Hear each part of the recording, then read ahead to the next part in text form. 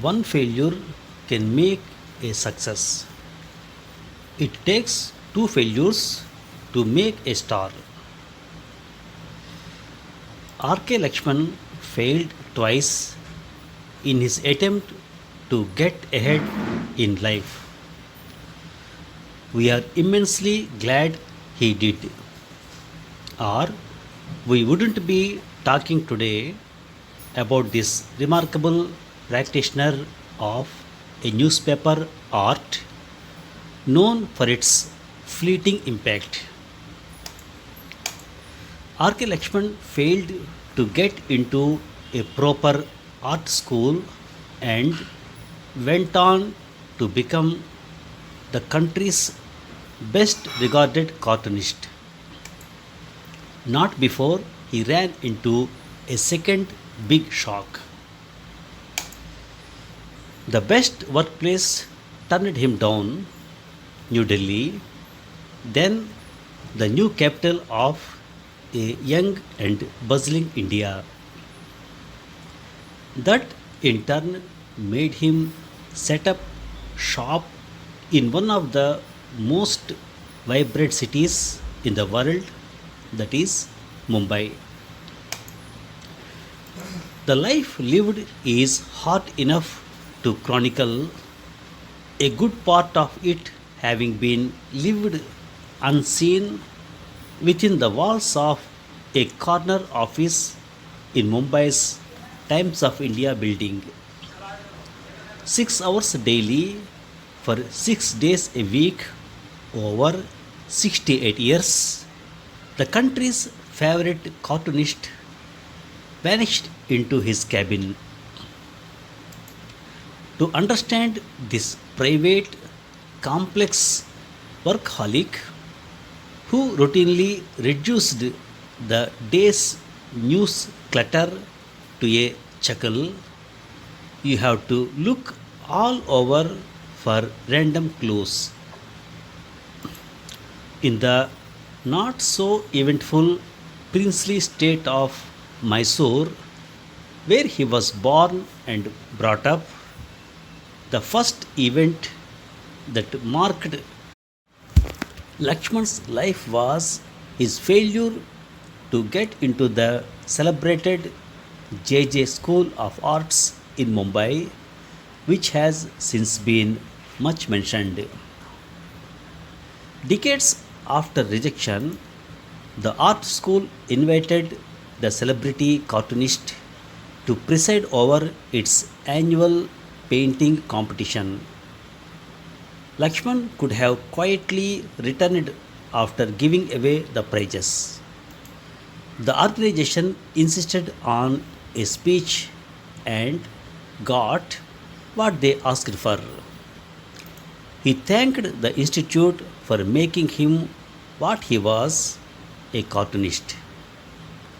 Had they admitted him when he applied, he said he would have ended up as a full fledged visualizer in an advertisement agency promoting mosquito repellents. For the boy who loved to sketch, the best part of schooling was the drawing teacher from Maharashtra, dressed in a silk suit, turban, and all, munching scented betel nut. The master was trained at JJ School of Arts. He was reputed enough for young Lakshman to convince his liberal yet conventional household that an art diploma from this school was as good as a university degree. He would at least have a career in advertising. Uneasy with the school curriculum, the backbencher saw the art course as a relief from the bigger boredom that awaited him at the university. After high school, when it was time to seek admission to JJ school, he had piled up enough artwork to send across.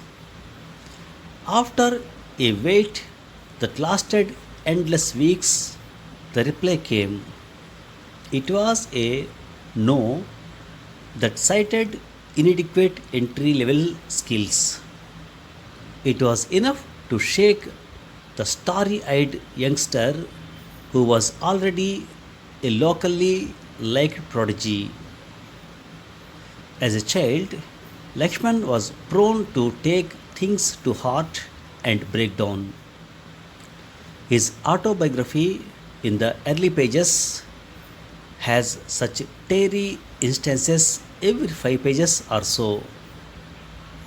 It has as many instances of bouncing back too. Making pictures was by then second nature to the boy. He had graduated from the homebound scrawling on any flat surface to compulsive doodling on notebooks in the classroom. He had already secured the first recognition, which came from his mother. On a crucial forenoon, she saw on the floor a scrawl in chalk of a bald head that bore a striking resemblance to her husband, Rasipuram Krishnaswamy Iyer, the venerable headmaster of the local high school. Between the two, not without an argument, the couple decided not to wipe it off. Lakshman's mother, Jnanambal, read widely, was good at tennis, and played chess with Mysore's queen. By evening, the five siblings had an eyeful of the youngest brother's pictorial take on their father. It stayed on to entertain visitors for several weeks before it finally faded out. Lakshman's was an easy home to grown up in. There weren't too many do's and don'ts. At some stage, his older brother R.K. Narayan, already a published author, was asked to guide the budding artist who was a good 15 years younger. The mentoring did not go beyond the periodic reminder that a handkerchief was a better option than the front of his shirt for wiping pencil and chalk stains.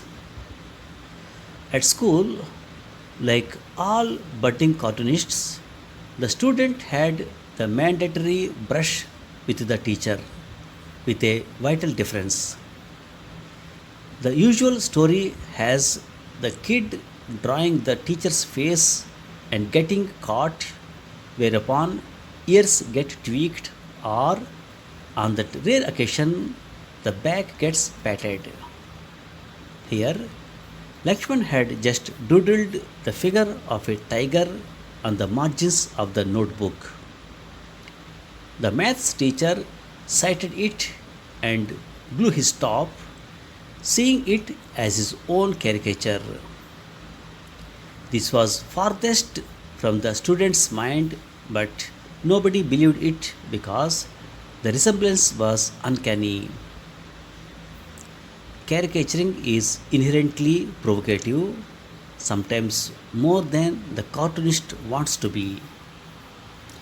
Once a rough sketch is seen as a cartoon, the touchy viewer can read just about anything into it.